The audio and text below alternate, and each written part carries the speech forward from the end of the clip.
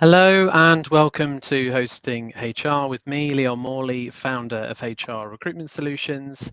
To kick off 2023's program for Hosting HR, we're going to be discussing all kinds of things, HR past, present, and also into the future as well. We're currently live across LinkedIn, Facebook, YouTube, and also on Twitter as well. And across those, you can get involved in the discussion. You can let us know any thoughts that you have or ask any questions of our wonderful panel, which we'll introduce to shortly. Also, a little bit of a favor. I spoke to a HR professional who I've known for quite a long time now, and we've been connected on LinkedIn for many years.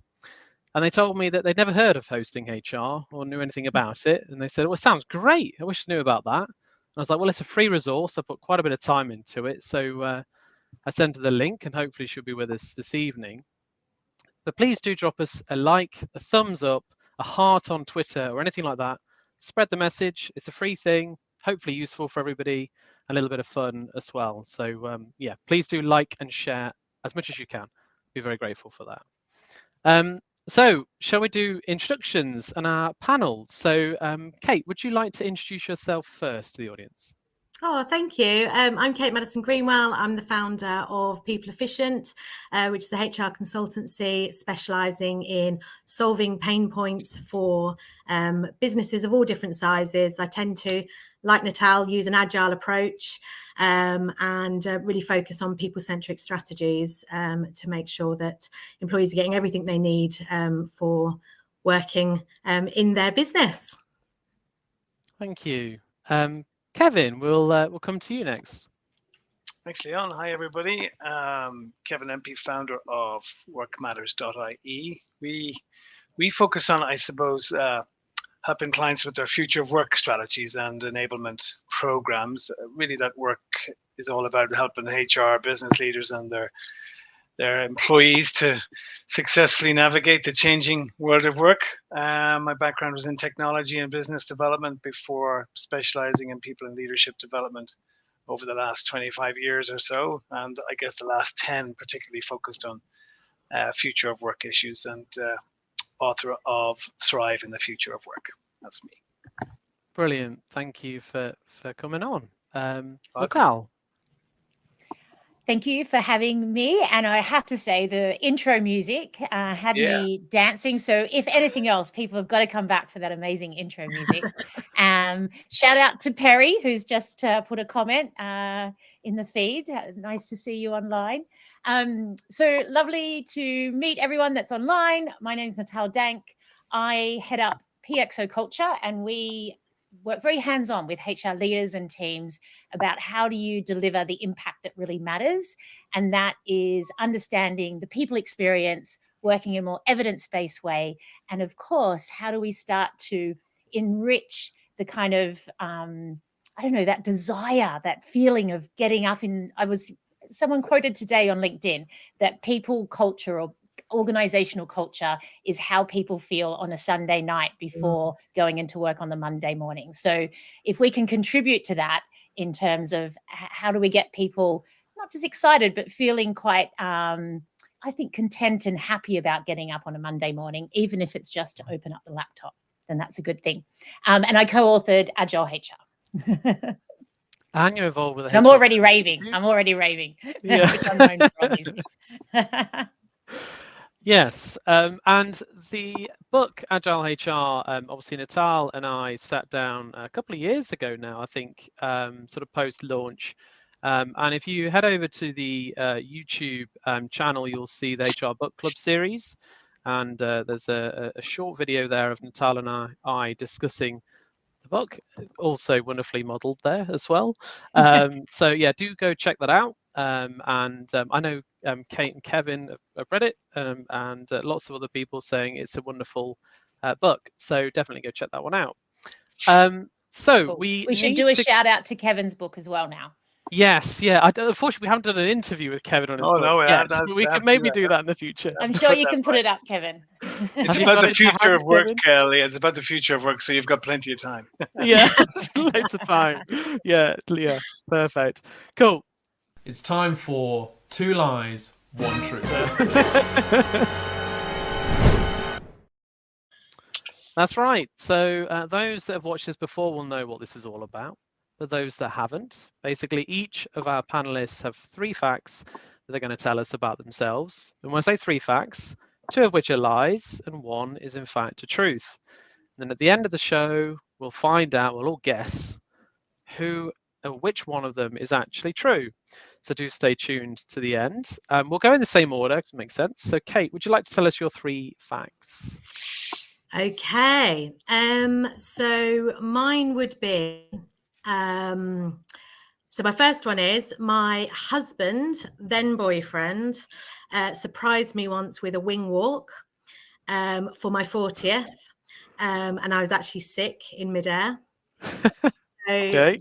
the first one. The second one is that I once sleepwalked and woke up in a conference room in a hotel in just my pants. Okay. And the third one is that I once had Roger Taylor from Queen round for dinner. Ah, interesting. I think they're all lies. So one of them definitely true. Kevin, what are your 3 facts? It's not as exotic as that, I have to say. I have a dog called Poe. My wife and I both Poe, P-O. Poe. Yeah, Okay. Yeah. Okay. And my wife and I each got each other the exact same Valentine card. Okay. It's quite something. Yeah. And I first met Natal beside a Gaelic football pitch. Oh, interesting. Okay. Interesting. Natal, what are yours? That's kind of like insinuating somehow we've got a relationship and we're married or whatever. It wasn't like a first date. Yeah, just to be clear. We covertly met around the back of the shed, Kevin, and the Gaelic football. Oh dear. Natal, what are your 3 facts? Mine are that I own 3 rescue dogs, and we also foster rescue dogs. So we take them in while they're waiting to find their new forever home. And we do all of this because my partner and I used to train show dogs. Oh, nice. Okay. So it's a dog theme. Yeah, it's all dog theme basically. Or dog theme. So we own 3 rescue dogs, we foster dogs, and we also do all of this because we used to train show dogs. It's so difficult when they're all in one sentence. Yes. I know. I was waiting for the next ones. I thought that was all part of the same thing for a moment. I was all right. Okay, they're all separate ones. Yeah. Okay, excellent. Well, one of them is true. Yeah. So do stay tuned towards the end of the show. We'll go through those and we'll each have a chance to guess which one of those are in fact true. Obviously, one of them, Natal may know if it's true, so that'll be quite interesting. So we'll see what happens there.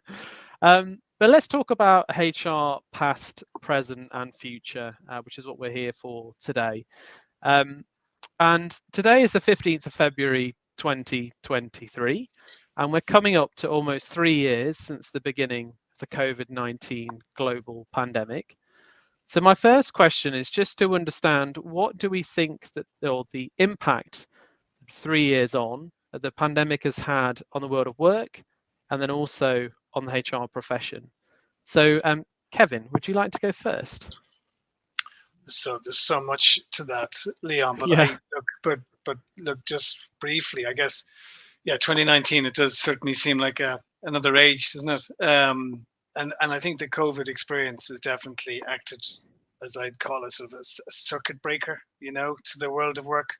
That was already changing rapidly before 2020, right? I think some of the fault lines actually that were there in work models and in working life in general were exposed, or have been exposed, and I think people recognize that, over 1,000 days of change to working life. But it just felt that before then we were still trying to run faster to keep up with the 21st century, realities of work. Before COVID, came, rather than dealing with the underlying issues that were present then. Like, for an example, I think flexibility. So I was on this Employee of the Future task force in 2018. Flexibility and skills were the two big issues that came through the filter process as to what were we going to do about these two big mega trends, if you like, from an employee perspective. It was a huge issue pre 2020: childcare, elder care, commuting, costs of living, and so on. But it was only some organizations, though, were really taking that seriously, if you know what I mean. We were still trying to run faster, still trying to employ this 20th century, kind of model of work. And individuals themselves, I think, also really taken a critical look, since then at their work life and what they want and need, But I think for HR, to answer that side of your question, I'd be very glass half full about the profession now, where it's at and what it's achieved, and its future role. It's an incredible journey it's been on over the last 50 years, and I chart that in the book Thrive, about what an incredible journey it's been on since the Industrial Revolution, really. When I started out, it was probably pay and pensions, was the kind of main concern of HR. But you just look now at the range of activity and what we contribute. And so it's so exciting but I think in that challenge, in that sort of opportunity, there's also a challenge, isn't there? We've got this growing mandate, and it's now about how do we sustain that, and how do we meet the expectations, that are there from all stakeholders. But I think fundamentally it's acted as a checkpoint, a circuit breaker for all of us, really, to deal with some of those fundamental issues of where work was going anyway, if you like, pre-COVID. Anybody want to add to that?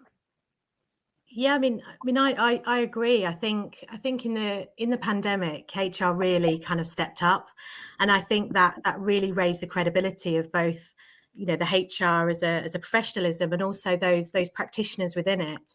And one of the trends that I've really noticed in the last few years has been that I think pre-pandemic, HR was kind of seen as a generalism. Everybody was kind of a generalist, and if there was a budget for HR, there was one person or a team of people that were generalists.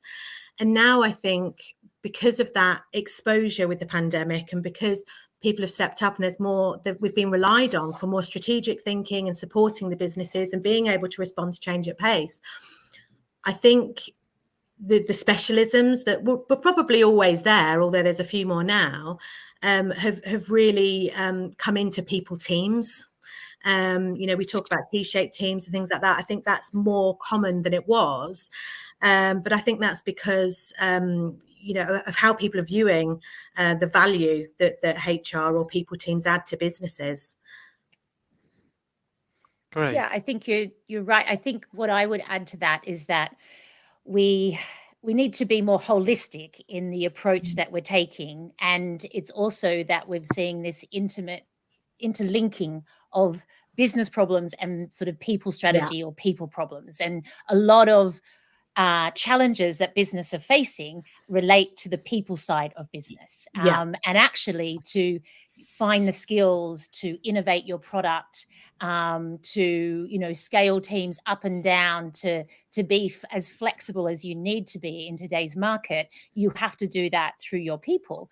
And yes, you can do that through some tech, and you can definitely do it through some methods of working, but the people component is so important. And I think the pandemic brought that out probably more than anything, but also it slightly changed the game. So we had this renegotiation of the employer-employee contract, and there's now, there's more demand for a more human element, and actually there's a bit of kind of strength to the employee position because skills are hard to find, and how do you keep the great people? You've got to have a great, place to work. So I think it's that. We used to go on about having a seat at the table and all these kind of things. And I used to say, well, you can't have a seat at the table unless you have some data and you have some credibility about how you make decisions. But by default now, good people consulting feeds into business strategy. And I think that's a good thing, but we have to evolve to be able to, I think, play a part. Yeah. It's interesting. My next question was around, I saw an article that LinkedIn had done some research. It was in the HR magazine, I think, last month. And what they said was that the chief people officer title and role was one of the fastest growing over the last 5 years.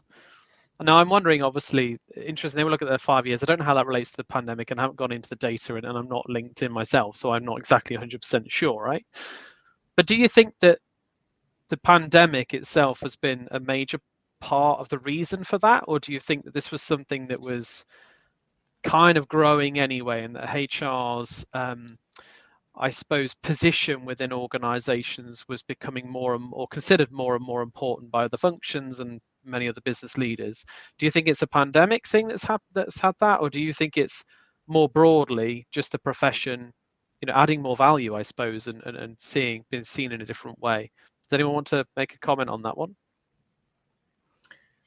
I mean, I think it's definitely expedited it. It's definitely, got us there quicker, because of all the things that we were just talking about. The reliance on the people profession to look after the employees and be able to respond to what the business needed. And the business, during the pandemic, the need was big. Everything was constantly changing. Employees had to be looked after. Well-being became top of the agenda, and also I think the whole people side of businesses became much more strategic. I think in the past there was a kind of feeling or a strategy of this is the business strategy in terms of product, in terms of revenue, in terms of market position, etc., and then that would then be given to the people team to say, right, fill the gaps, recruit the people. Whereas now I see the change more around, okay, so where is it we want to be? What kind of people do we want to come on this journey with us? What kind of people are going to add value? What do the people want in order to, to be able to attract the best talent? And that's a big part of the business strategy now. And that's why I think the CPO role is rising so quickly and being searched for, because it's bringing a different dynamic. It's bringing something that's strategic, and it's bringing it's bringing that level of trust, I think, for employees to know that there's somebody that's really working with them. Great, thank you. And Perry is just in the comments. Thank you, Perry. Has just shared the actual article that I was referring to. It's very useful. Thanks great, for doing that, Perry. He's on it. Yeah, he's great. He's great. He's on it. Hopefully, he's taking notes as well. Yeah, I'm sure. But yeah, my next question, actually, it's a slight deviation to an extent, but Natal, in April 2021, you joined us on Hosting HR. I don't know if you recall, but we discussed whether it was time to say goodbye to the HR business partner model. And one of the things you said during that show, and this is part of the looking back, was you said that it's time for the rise of ethical leadership and for HR to be more activists and around ESG. And I know that in the HR Trends Institutes, which obviously you're heavily involved with, you have called for HR professionals to be those sort of activists in organizations. So what I'm interested in is just to understand from you in terms of what kinds of things are you sort of expecting and suggesting that HR should be when they're being these activists that you're calling for? Well, I think there's different levels to it. One is that ultimately we represent people, and we need to advocate for people and people rights. And I think we can't lose sight of that. And that's our expertise that we bring to the board table. And we maybe need to challenge maybe sometimes short-term ism in terms of decisions around the business, what is good for people, but also what is good for customers and what is good for the organization. shifting that, the concept of ESG and that flowing into net zero and climate action is now, I kind of think, one of the, I kind of see it as almost number one, starting to take over. How do we start to structure and re-engineer organizations? And ESG is really interesting because I think it's Larry Fint, the CEO of BlackRock, has announced that climate risk is investment risk, and ESG is now influencing investment decisions, particularly where funds go, of big, equity funds and pension funds. So this has a direct impact on the success of your business and also your ability to access equity. And ESG is a mixture of environmental but also social governance. And a big part of that is how you treat your people. So the B Corp symbol is a good display of that. And what it's looking at is sort of a shift in how do we start to think about, some people call it stakeholder capitalism. So this idea of how do you build an organization that is good for shareholders, but is also good for your people and is good for your community and your planet. And so this is being mindful of the products that you make, how you treat your people in the way that you make them, and what happens to them, where do they go? And we're seeing some really interesting models coming out. And what I see is that you can link this to a really competitive EVP or employee value proposition. Like Patagonia has now, I think their mission now is to save the planet. So you go and work for Patagonia, you're saving the planet. Like that is amazing. Like how much does that want you to join that organization? So not only is ESG becoming really important in how companies report and gain equity and funding, it is actually a differentiator on the market. So I think HR's role in that is very big, because in a lot of the components of ESG, we play a big part.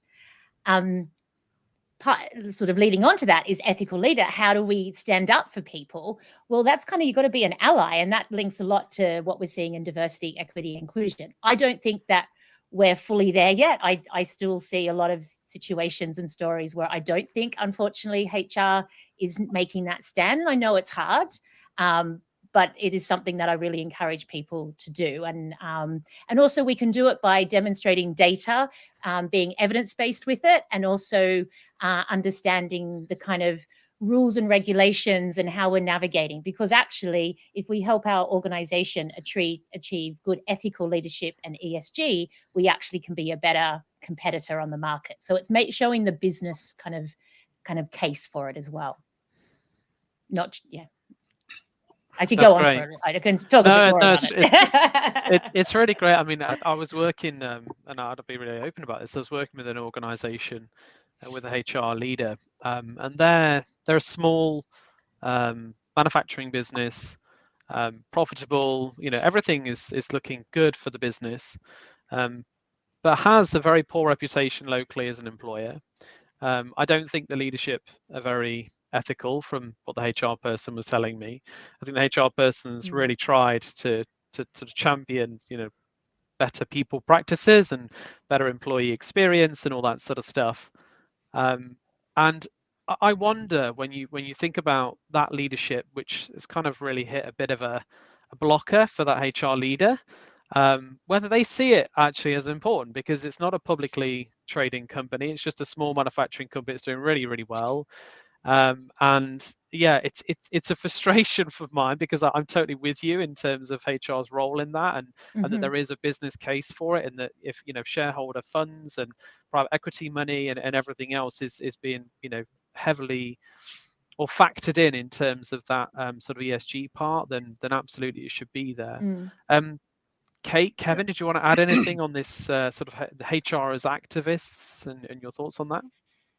That's not so activists, but leaders on it. I mean, I've literally 2 HR directors in my own network here who both have got promoted to being the heads of sustainability, so the directors of sustainability on the board, right? So I think that's pretty obvious pathway actually for HR to think about. I think the ESG model or framework is probably helpful to HR, because at least it is a vehicle we can really use, because it's getting board attention, investor attention, right? So it's not something we have to convince anybody about. It's there, and it's of concern. So the question is, how do we contribute? How do we add value to it? The danger, of course, here though, is we somehow do the HR thing, which I'm sorry, but I'm critical of over the years, is, oh, give it to us, we'll take we're responsible for it. Don't go, like, we have to really be very careful about what part of that agenda we are taking responsibility for, and to pick our battles there, and to make sure that we have a shared accountability for this with our executive colleagues, and not just, let them off the hook by taking it on and then not deliver on it, because we're doing a ton of other things as well. So I think we have to be I think leadership means, as we're finding out in very public departures from leadership, when to say no here, as well, or what to take. And I think it works across the board. I'll give you an example. I think on the environmental side, for instance, there's clearly, for some organizations, skills are at a real deficit in terms of how do we actually acquire and retain and develop the skills we need for the ESG agenda. I think that's a huge issue for HR, again, taking that piece, solve that, please. But then I look at the S, and I'm equally as passionate as Natal on this one. And, in terms of sustainable work for the future, for everybody. Don't let anybody be left behind in the future of work. I mean, these are genuine, correct things to be working to. And I guess I look at some hopeful things. I think the ESG is a hopeful thing. I think the investor sentiments are a hopeful thing. I think the board mood music, at least from boards, is hopeful. But the S part of ESG, I think, is another area where we can really, really lead on. And it's interesting to see now, I'm seeing more evidence of definitive future of work strategies being written. Now, future of work, as we know, it's not a very helpful term. It's a vague label of convenience that's been thrown around for years now. But it's interesting, only in recent times am I seeing actually, like someone like Unilever, it's on their website. You just look it up. Their future of work strategy. In other words, you mentioned, Kate, business strategy and the HR strategy, the usual, dance, 3 to 5 year sort of window, but actually them taking a higher look, looking at the sort of broader horizon as to the signals, if you like, that are there in the longer term, and saying that is important. And we as HR are going to strategize around that. And I think it's around skills and flexibility again, or that's why I picked up on it. But it's interesting, and that's under the ESG commitments, is a future of work strategy, which has skills and flexibility. So you can see the golden thread is what I'm saying there. ESG, yes, but what's our thread? What's our definitive contribution, rather than just kind of, general platitudes, if you like, to the cause? Actually picking out, 2 or 3 things that we can definitively do and contribute to. And that's why I think those people I mentioned get the seat, get that kind of role, because they're seen to deliver on the ESG agenda, not just, if you like, talk about it. So it's a very exciting area and another frontier for HR. There's no doubt about it. Yeah. I think it's quite interesting that I'm going to make a bit of a sweeping generalization here.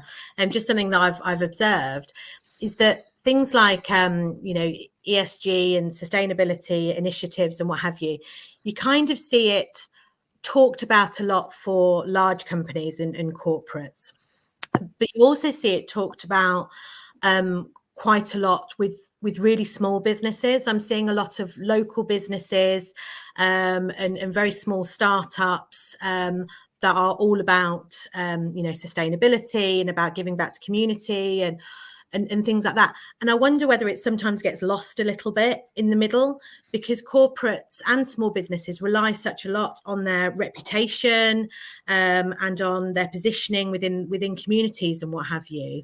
And sometimes I think that those in the middle don't always understand or appreciate the benefits or indeed the risks of not looking after that side of the business, because until something bad happens reputationally wise, they perhaps don't understand the impact if they don't make it a focus area or part of their business strategy. I don't know whether anybody else has noticed that. Yeah, I don't know. Can't really comment in terms of evidence, but I think what you're sort of connecting into, and definitely going back to what Leon commented on, is that It's about how do you link these topics to the problems that this business needs to solve. Yeah. So going back to your example, Leon, so this company, it's going really well, doesn't really, there's this concept that they don't really have to take care of their people as well as we would like them to. But if you dug a little bit deeper, it'd be really interesting to understand, are they trying to do things around productivity, for example, which often companies, how do they be more efficient? And we all know that productivity can't be solved by just one thing. It can't be solved by just new tech or head count. It often links to people feeling like they can contribute great work, feeling like they can make an impact, knowing how to connect with other people, using their skills, being, trained, having good tools, these kind of things. So it's a combination. And so if you're able, and I'm not saying it's easy, and I really feel for that head of HR in what she's doing or they are doing, but if you can sort of build more of a case that fits into what is this business trying to achieve, and demonstrate how that links to either looking after your people or saving the world, then that's your starting point. I think what we're seeing here, Leon, is there's so much on the horizon. There's so much on the agenda, right? And digitalization we haven't even mentioned, right? Which is we'll talk about these things for sure. Yeah, and, we'll talk about the future side. Yeah. The idea just really about joining the dots. I think that's one of the kind of skills of HR in this area, is joining the relevant dots for our organization, across this ESG agenda. In other words, trying to make sense of these signals and trends, because you can be overwhelmed by trying to follow every, good practice and every story and every LinkedIn kind of like insight. And so joining the dots, I think, is one of the real sense making, if you like, of all of this. Is one of the great, because we have this holistic, I think, again, at Tal's point, like this holistic kind of role. We're lucky, we're privileged to have this systemic. We are looking at the system from a people perspective, but also this business perspective, as Kate says. So actually, it becomes incumbent on us to be the dot joiner, if you like, on behalf of the business, while they're probably on other things. And I think that's what we're hearing here is just some good beginning evidence of that. Like the story, I like the Unilever. I like that because they've just made a bet and they've gone for it, and they've connected those dots as relevant to them and their stakeholders. So when you talk about when you talk about connecting the dots, I'm thinking about HR as it is today, because there are a lot of challenges happening. We've probably got a global economy that is shifting due to things like, for example, wars, obviously post-pandemic, inflation across many countries. We're having resources and coming out of the tech industry in particular that have been flowing there for a long time. So there's a real kind of shifting, I suppose, economically, globally. Also, I think obviously China is going through a slightly different economic model and pulling away from perhaps its more external market-based economy. So there's lots going on in terms of that. And what we're seeing in terms of, particularly in the UK, is lots of industrial relations actions. Certainly the public sector in the UK is striking. Pretty much most areas are going through strikes. And so it's bringing it to skills in terms of for HR professionals today. And we're thinking in the past, do you think that the joining of the dots and the skills that a HR professional needs today, the HR profession is fully equipped with the skills that it really needs to be a success today? We'll talk about the future as well, but in terms of right here, right now, do we think we have those skills within the HR profession to navigate today's challenges? Anybody want to go?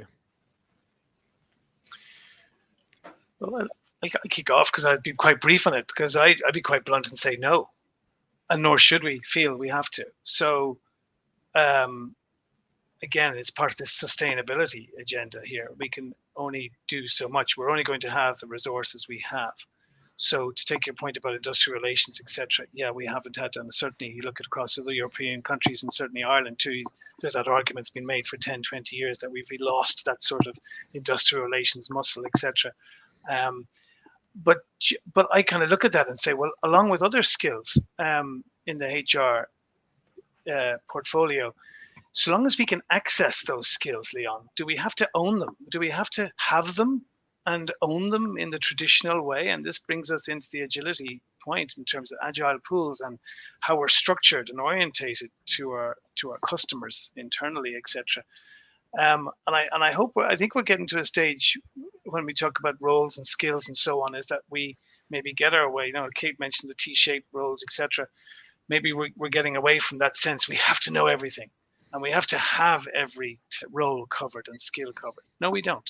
So long as we know and have the agility and the openness to be able to access those skills by bringing them in temporarily, partnering, you know, etc. Using, you know, partners, suppliers, and so on, creatively and effectively. As long as we have that model and that openness to that model, I think we're good. Now, the trick then, though, is to make sure that our younger, you know, and our developing HR talent internally and our HR leaders of the future are learning from those experiences and from those people who come into our ecosystem and then maybe leave, so that they become equipped, you know, with the muscle memory of some of that stuff as they progress their careers. But anyway, that's my relatively short answer on that. I just think we're moving, I hope, taking the pressure off ourselves on terms of having to be everything to everybody, and just being skillful on accessing talent as and when we need it. Yeah, I agree with Kevin. I think businesses are having to, you know, to change, you know, and react to industry influences and economic influences so regularly that, you know, you have to think about the skills that you need at the time that you need it. So being able to dial things up or dial skills up or dial skills down, depending on where you are in terms of your business maturity or you know, where the industry is going, is something that will really benefit businesses. And I think Kevin's absolutely right. Knowing that, you know, knowing what is needed, or knowing that something is needed, or a specialism is needed to be brought in, is kind of half the battle. Having enough knowledge to know that you need to reach out for support. And the other thing that I was going to say in response to Kevin is that, you know, when I think back to sort of years gone by in HR, and I was alluding to it earlier when I was talking about sort of HR generalists, that kind of feeling of I have to know everything, or I have to be a specialist in everything. I really hope that the HR profession is moving on from that, because I do think that was one of the biggest reasons for burnout. I'm sure it's probably similar in some other professions as well. But I really hope that if there's one thing that we have learned after the pandemic, it's that, you know, we can't be experts in everything, and HR is such a wide profession. Yeah, I just hope that is one good thing that's maybe come out. But yeah, I definitely think dialing skills up and down is definitely needed for businesses to be agile in today's world. It's interesting when you talk about burnout. We did a show on burnout, which you could definitely go check out. HR burnout in particular was what we discussed, and certainly it seems to be something that is increased over the last number of years. We've also did one around mental health as well, and Forbes, one of their trends for this year was all about mental health and burnout specifically. But yeah, just thought I'd mention that, because there's a couple of other resources in hosting HR you might want to check out if you're interested in those, where we go into a lot more detail around burnout and mental health at work, to go and have a look at. I also wanted to talk a little bit, just when we're talking about skills. So I'm gonna come to you, Natal. I'm gonna like bring it. It's kind of related quite nicely, but there was some research conducted by the World Management Survey, the WMS, which is like a conglomerate of academic. I don't know if you're familiar with it. I did quite a bit of research on it. And they concluded the quality of management in British companies is the worst in the G7, which I thought was interesting. And they said, so I looked into the research and what they're actually really looking at and how they actually measured this sort of stuff. And they said it's not just necessarily about skills, but about managerial structures and how it relates to organizational performance, suggesting that maybe we need to change the way that we're structured in a lot of our British companies.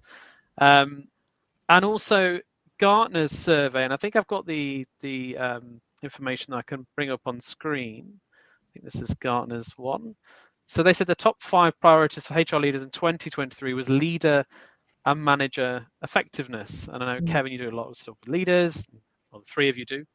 So my question is, what are your thoughts about the research, and what do we do about that?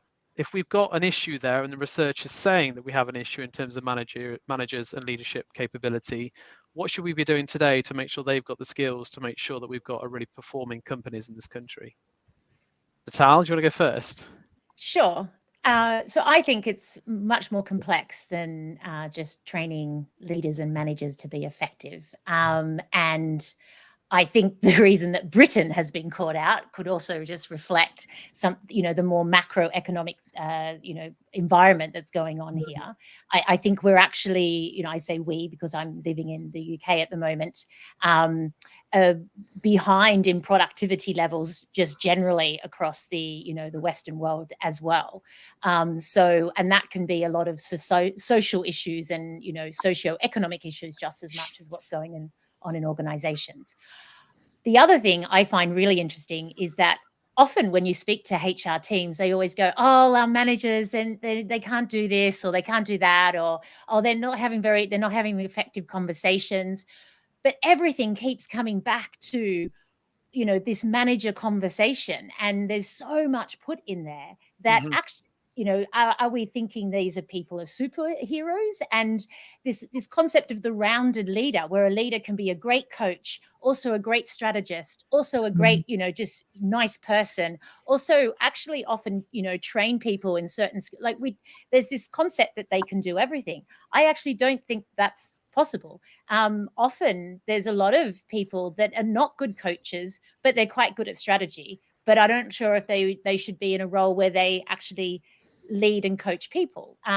So one thing we need to unpack that. And it links back to skills that we've just been talking about. So more and more we're seeing in organizations this, how do we get better at understanding the skill set that we need and sort of let go of these more traditional, Kevin called it kind of 20th century, I call it this post World War II industrial mindset of how we build organizations. It's very hierarchical, very bureaucratic, and it's very much based on functions and job roles. And because if you want business agility, if you want flexibility, you need to be able to scale up, scale down at pace.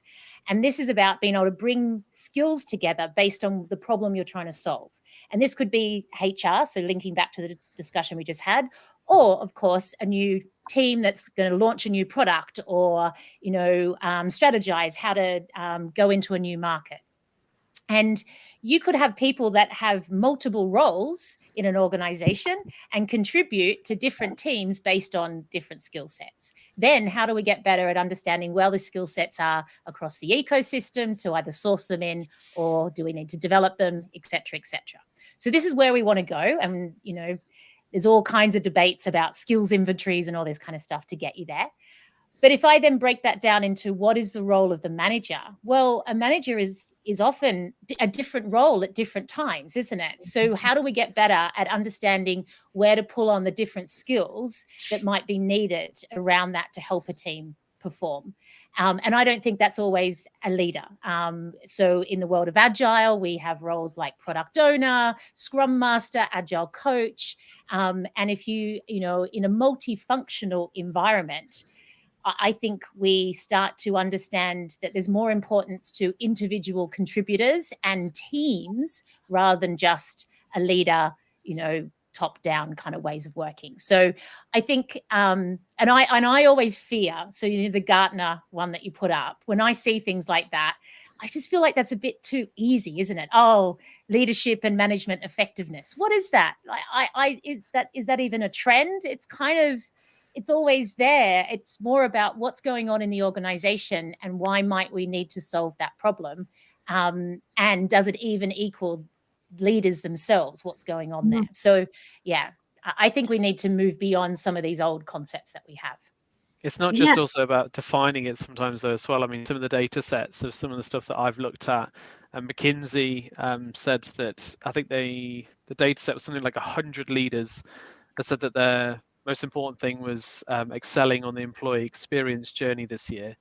But I looked at actually how the numbers, I was thinking that's hardly anyone. I mean, it's not that many people at all. And you're thinking of from which country, and and everything else. I thought that was quite interesting. It's not always how, whether just loosely define something, but I think the WMS that was quite interesting. I think that was quite an extensive, and it seemed like a really good source of information, but I found it just quite puzzling. I don't know, Kate, were you about to go and add something on that? I was just about to add that it's sometimes worth considering if the environment within which the leaders are operating is influencing their effectiveness. So if you have leaders that are perhaps not being communicated well, or don't understand the strategy, or don't understand, the mission, or haven't got the emotional intelligence or the softer skills, how can they thrive? And therefore, how can they motivate and influence and be effective? And what is effective anyway?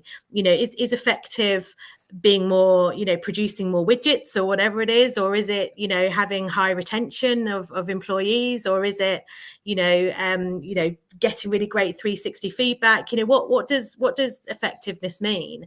I think I agree to a certain extent. I think sometimes the skill of leadership can sometimes be misconstrued or lost. So maybe there is some upskilling that needs to be done there. But I agree with Natal that actually maybe we should be looking at what is the best environment, what is the best structure for a business to be able to achieve their mission.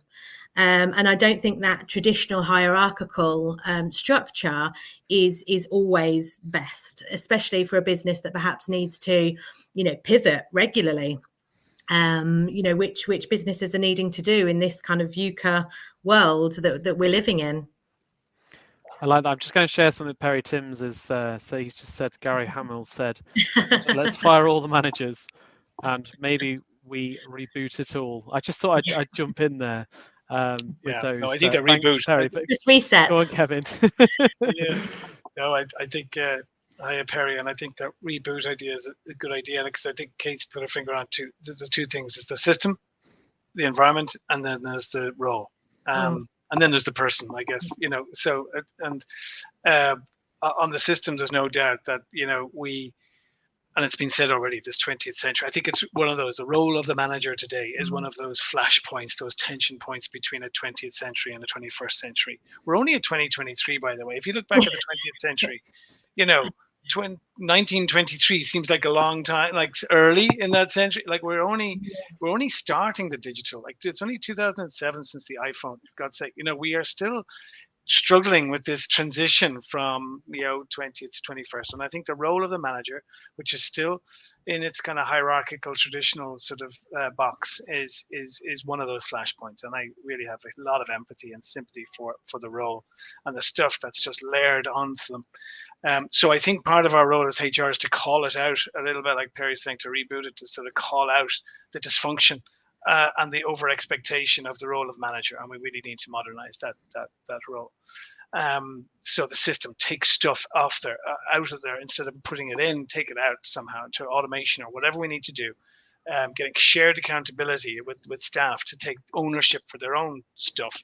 I mean, this is not new. It was 2010 I did research on this, and it was around a bunch of employees, I think there was about 14,000, I think, in the Irish context, and over half of them said they did not want to be promoted to the role of manager. They didn't want to know, because they didn't want to deal with the crap that they're giving their managers every day. But again, part of this traditional structure was the only way to get a hay point or two was to add on people responsibility onto your role and get more money and progress. So there's something with our career structures. So how do we create new kind of roles and talent avenues and channels for our best people? That is not just about managerial, taking on people, etc. So there's a system side of it too. And then there's the role, and really wondering about, what is it we want from those who do have people manager. I remember one client is saying, all we ask for is that they care about people. And I thought it was actually a very fundamental qualifying criteria that immediately discounted quite a lot of people, because they cared more about the role than they did about the people that they were going to need. So.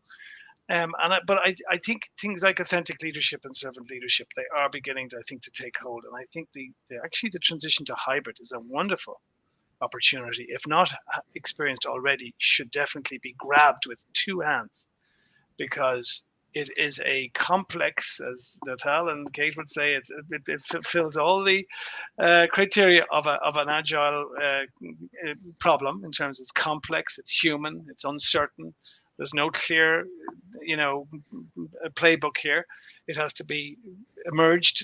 The outcome has to be created with not the manager, because they don't have the expert, they don't have the knowledge, but with the team. So the idea of, I suppose, distributed leadership and servant leadership and people being a bit more vulnerable, I think the leading in the hybrid context is a great vehicle or opportunity for those skills to be called out and actually deliberately celebrated, if you like, and practiced amongst those people who want to be people leaders. And then let's deal with the systemic issue for those who don't. You mentioned there, Kevin, about, sorry, go on, Natal. Yeah, I was just going to add that, so I agree with the discussion, and one something to be mindful of is when we talk about business agility and we talk about these new structures and we talk about new roles, and maybe it doesn't all sit with, one leader, there's a whole range of tools and techniques that help organizations perform in new ways that takes the pressure off. So this is the visualization of work. This is the transparency of work. This is working in multi-skilled ways. This is understanding prioritization, knowing how to link your vision to, what I do here day to day. So all of it's about how do you embrace a new system, going back to what Kevin's talking about, where great leaders will still really make a difference, but actually their role and their function is quite different. And we're trying to get, because what's interesting is when you start to see an organization as a complex system, there's no, you can't send off an instruction and think that that's just going to play out the way that you want to. It's an ecosystem. So, the example is, what is it? The butterfly flaps its wings and, an earthquake happens somewhere else in the world. There's bad example. But this is the idea that there's no clear cause and effect, and you've got to actually know how to lead through others. How do you, and how do you use these tools to know that people are not only going after the value that matters most, but they're co-creating in a way that's going to bring value, and they're going to, deliver out the objectives, the OKRs, the strategy in the best way, because they are part of it and they believe in it and they know they can contribute to it. So I think it's about definitely understanding everything that sits in there. And possibly the British managers have been singled out because possibly we've still got a little bit of this old thinking coming in. And one thing that's happening with this shift to hybrid, I think the senior leaders are the ones that are struggling the most, because their traditional way of how they saw people being productive and what they kind of thought was productivity, which is seeing people sitting at their seat, isn't happening anymore. And so you have to use different ways to collaborate and communicate, and they're not used to that. And the world has changed. It's digital. We're not going back. So, yeah.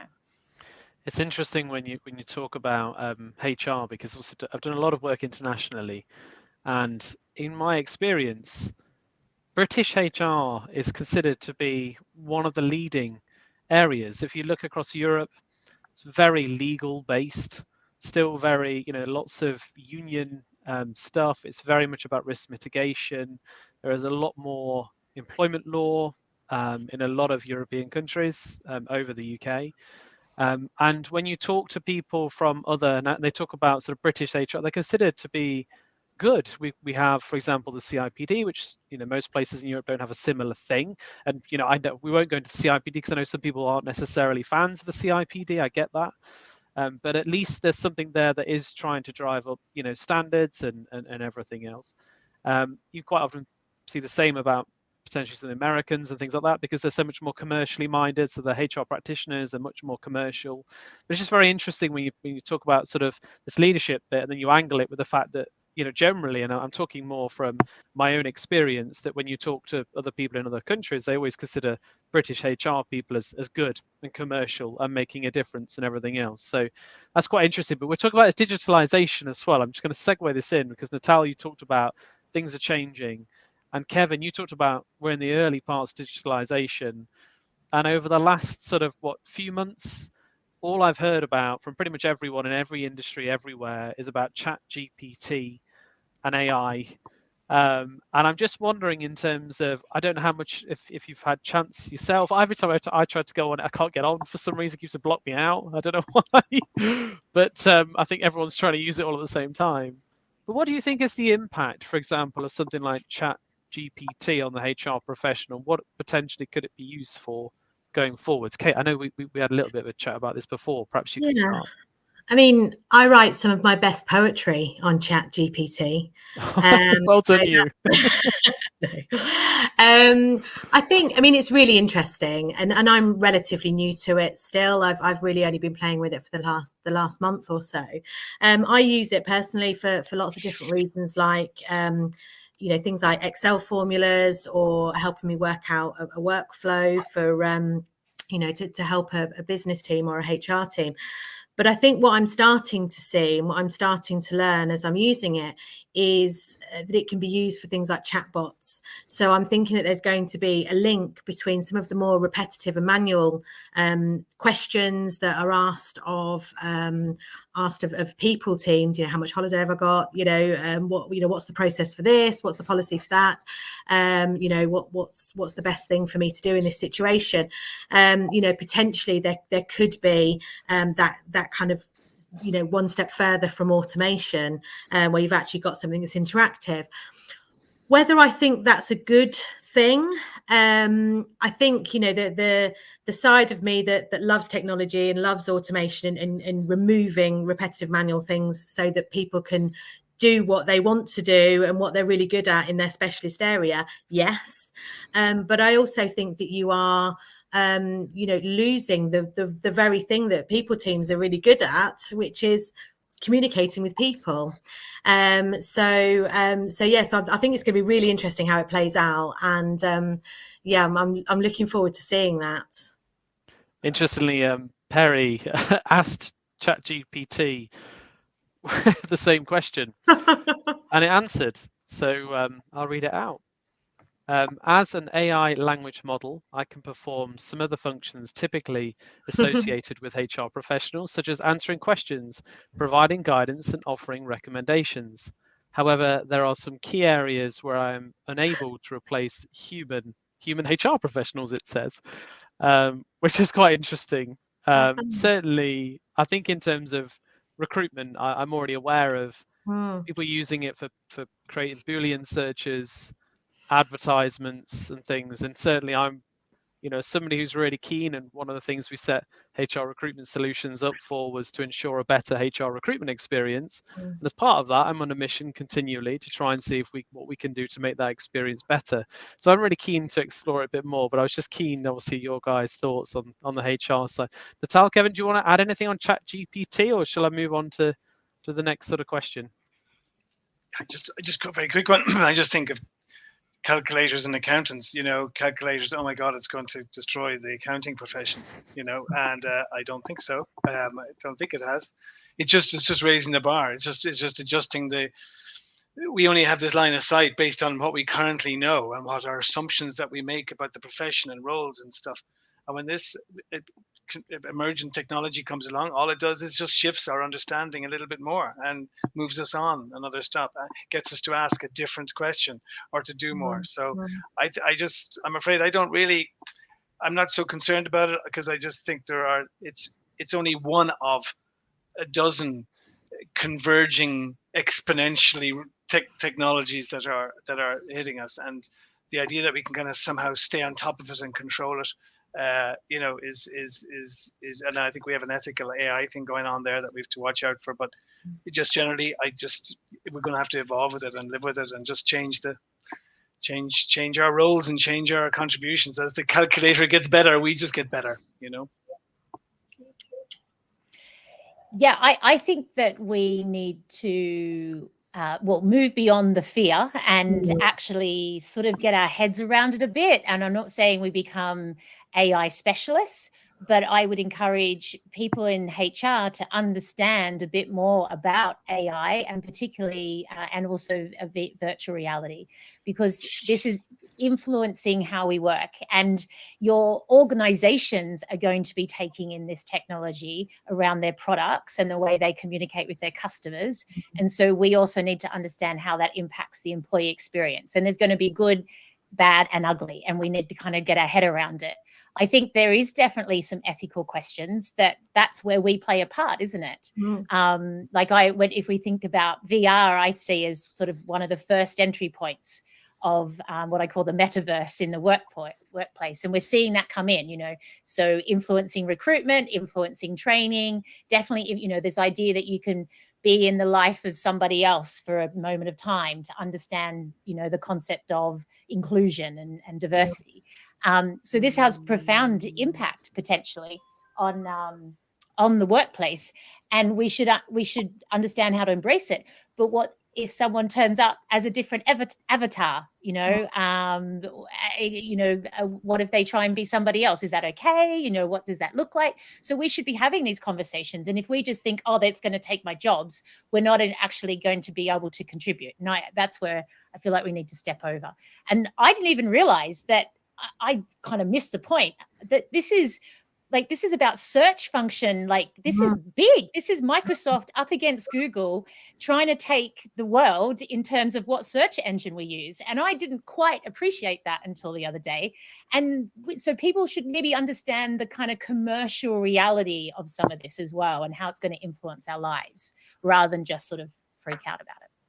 I'm seeing some great things in the world of L&D, that being able to respond to skills needs and upskilling and training and what have you. I'm seeing some really great things being done with AI. Whereas it used to take a long time to create something, now it can be turned around really quickly. So I think that's great. Well, that's the thing. Speed to delivery, is amazing, isn't it? Yeah. So on the metaverse side of things and virtual reality, I've got a few friends that are in this sort of space. Sarah Schwab, who was on our first, there's a lot of things around, using the metaverse and being in different environments, and how you might train, for example, customer service people in a shoe shop or something like that, so they get experiential learning. And Nick Shackleton-Jones, who's been on a show you're probably all aware of, he's very strong on that sort of experience piece, and not about education, but about learning and experiences and taking those things. So it's really interesting how ChatGPT and AI it seems to have taken an extra shift, from that. So, but yeah, the technology. We're planning on doing a show. So I don't want to go too much more into it, but we're planning on doing a show in April. Got a few panelists already potentially lined up for that one. So, but I just wanted to touch on that because it seems to be everyone's talking about ChatGPT at the moment, and people are playing around with it and trying to figure out what it's going to mean for them, and obviously what it's going to mean for the HR profession. I'm very conscious of time. We're already at our hour. So I'm going to really skip right to the final question that I wanted to ask you guys, and try and draw a conclusion to the conversation. And obviously we've talked about so many different things today. We've touched on so many different things, which these kind of shows always end up being that way. But hopefully there's lots of food for thought for everybody out there. But so my last question was, in 2021, we had Kevin Green on hosting HR. And Kevin said that the future belongs to HR. We also had Perry Timms on, who's obviously been involved. And he said back in 2022 that HR was in the most elevated position it's ever been before. So my final question for you guys is HR in a golden age? And have we ever been, as a profession, in a more elevated and important position in the business and working world? If we go around the panel, that'd be cool. Kate, do you want to go first? I would say yes. I think we are in a more elevated position than we have been in the past. I think that we are we are seen as essential, and we're valued more than we were. But I do think that there's a lot more that we can give as a profession. And I think that there's a lot more that we can embrace and upskill ourselves to be even more of value to the businesses that we work with. But yeah, on the whole, I would agree. But I think we can always be appreciated a little bit more. Kevin, do you want to go next? So are we in the golden age of HR, and what does the future for HR look like? Yeah, I don't know, fall into those kind of brackets. I suppose when you look at things over an elongated time, you kind of be very careful with how you label something as a golden age, because what's going to be better than that in the future, so because we've always contributed. I think of some of the industrial unrest in the 70s and 80s and some of the heroic stuff that HR did to keep people in work and to stop some of the excesses of organizations. So I'm very slow to kind of go to kind of differentiate that. I think there's no doubt it's more visible, and it's also more broad in terms of our agenda. And I think therein lies huge, exciting potential, but also a challenge of almost taking on too much, and overeating at the party, or whatever, and be careful that we don't embrace this new exciting agenda and elevation, if you like, with our old ways of doing things and our old habits, because I think we'd fail, to be honest, because I just don't think humanly we can do everything unless we completely restructure and break off. There's going to be two different maybe departments or divisions now instead of one. So I think with caution is to take on this new world, an opportunity that's there. And I think one of our fundamental roles, and this goes to something that's I know common to us all here in terms of our interest, is that the one thing we can do to help with the 100 things that need doing is to excel at this agility capability. I spent a lot of time in this territory and trying to understand what is the underlying quality around future of work readiness, if you like, or future of work leadership. And you keep ending up back at this point or this answer of agility, and us bringing agility into ourselves in terms of how we do things and select and prioritize and pick our battles and join those dots and do everything that Tal was talking about earlier, but also enable and support the wider organization, leaders and individuals, to be adaptive as well. So they're my thoughts on it. Very exciting time, but not without its challenge. And I think bringing some of our old habits into the new world will burn out. That's my concern. Tal? Yeah, don't let the golden age go to our heads, I think would be the yeah, I think that's dangerous in some ways, because it's not about us, is it? It's about people and the organizations that we're helping and being part of. So I think we're only as successful as our people and organizations. If they're thriving, then HR is thriving. But I think it indicates, and I was just trying to find it. There was a survey recently that looked at C-suite thought that HR now plays a new role, but C-suite thought that majority of HR professionals didn't have the skills to deliver what they needed. And that, for me, that says it all. We're in this position because the world of work is changing, but we have to evolve to be able to deliver in the world of the world of work now, the now of work, not just the future of work. So for me, that's but we can be the change we want to see, and I think that's the key thing.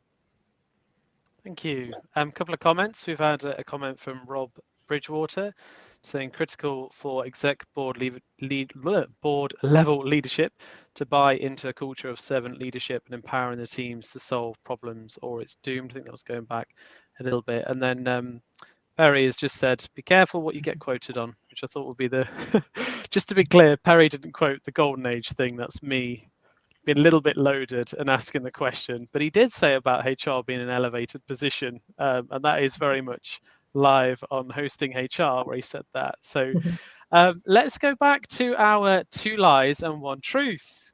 Obviously, way back earlier on this show, we asked each of our panelists 3 facts about themselves, obviously 2 of which are lies and 1 is a truth. If I recall correctly, I think Kate, you went first. Do you want to remind us of your 3 facts? It was the wing walking on my 40th birthday. Yeah. It was sleepwalking and waking up in a conference room. In underpants, was that right? Yeah, I didn't want to keep going on about that, but yes. Okay. And that I once had Roger Taylor. That's a lie, because you took too long to think about it. Go on, Natal. What do you think? Which do you think is the truth? Well, I don't actually know what a wing walk is exactly. Is that walking on the wing of a plane, or Yeah. okay? It's a close one between that. I'm going to go in your underpants in the conference room, because I like it. And I had a friend that did that. She had nothing on, but so. Oh my gosh. Okay. Kevin, which do you think is the truth?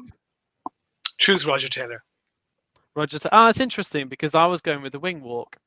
So we are all three parted. So who's got it right, Kate? Kevin has got it right. I want Roger Taylor for dinner.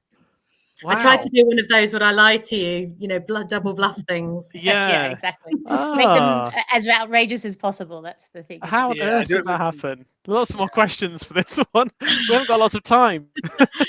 Tell us off air. Yeah, okay. No, go on. If it's a quick one, tell us. My dad sold Roger's wife a horse. So they came round. Okay. They came round a couple of times. They once stayed for dinner. Amazing. Oh, that's really cool. That's a good claim to fame as well. Maybe we should do that as a new feature in the show. Kevin, you were next with your 3 facts. Would you like to remind us of those? Yes, I have a dog called Poe. My wife and I got the exact same Valentine card for each other this year. And I first met Natal beside a Gaelic football pitch. I don't think Natal should be involved in this one. Because either if it's not true, you'll tell us. If it's true, you'll tell us. So just Kate and I will guess. Kate, which one do you think is the truth? I'm wondering whether he's maybe he has a dog, but it's not called Poe or something like that. So you think that's a lie? So which do you think is the truth? Okay, sorry. The truth. I think it's potentially the Natal one. I think the truth is the I'm looking at Tal now. I think the truth is the Valentine's Day card, because it's very apt. And yes, I'm going with that. Okay, so Natal, it's true. True. Yeah, we met yes, at Croke Park at a conference, an Agile conference, isn't that right? Natal, at Croke Park. Wow. That's with true. A side of Gaelic football. So they both managed to fool us. You were near, but you were close. You were closely on, because I got my wife the same card that she got me last year, and neither she nor I remembered that. So yeah. Oh, really? Well, that's so romance, I'm afraid, is struggling over here. Yeah. So anyway, there you go. And I don't have a dog or a dog called Poe. Ah, there you go. There you go. So I renamed it Product Owner. Yeah, there you go. That's what I thought as well. Yeah. Natal, so my 3 were that I own 3 rescue dogs, that we foster rescue dogs, so we take them in before they go to their new home, and we do all of this because we did train show dogs. And I say we, that's my partner. That's so difficult. That is so difficult. Kate, I'll let you figure that one out first. I think the lie is the show dogs. No, so which is the truth? The truth. That you foster that you foster dogs. Okay. Kevin, which is the truth? Yeah, I'm going to go with that too, actually, because I think she's obviously a dog fan. So anyway, foster. I think you've got 3 rescue dogs, but I feel like I may know that, but I don't know. I think 3 rescue dogs. I think you've got 3 rescue dogs. That's mine. So we don't, alas, have any rescue dogs anymore, but we do now foster, and we got a new one just today. I wonder if I can... Oh, yes, please. Yeah, for those that are listening on the podcast, they won't be able to see this. If you want to see this, you'll need to go onto the YouTube channel. Oh, very cute. Yellow. She's a bit matted, and she's not looking so good. She's been picked up as a stray. So... We have a rescue dog too. Little Oh, Emmy. there we go. nice. We're all comparing Nice. dogs. I do feel sorry. Anybody who's listening to this on Spotify or Apple or whatever podcast provider, thinking, what are they all looking at? Go onto the YouTube page. It'll all be there, and you can certainly find out. And in fact, I think my dog just come to say hello, but just ran off as well. So if you saw the dog go, that was the dog. Not a He ghost. must have known we were talking about other dogs, which wanted to get involved. So anyway, guys, thank you very much for joining us. I had loads more questions as well. There's so much we could have discussed. We probably could have gone on for 2 hours at least, I think, and probably even longer, and maybe over a wine or something as well. But no, it's been a real pleasure. Thank you for those of you that have joined in watching us live. And for those that obviously are going to watch or listen to the recording, very much appreciate it. As mentioned, please do like, share, and get any way of sharing the information would be great. It's a free resource. Hopefully helps lots of HR professionals thinking about their own circumstances and what they might be able to do within their organizations. I put quite a bit of resource into it, so I'd really like to try and get the message out there so other people can benefit from the work and all our wonderful panelists like we've had from Kate, Kevin and Natal today. So that's it from us. We'll see you again next time. Thank you.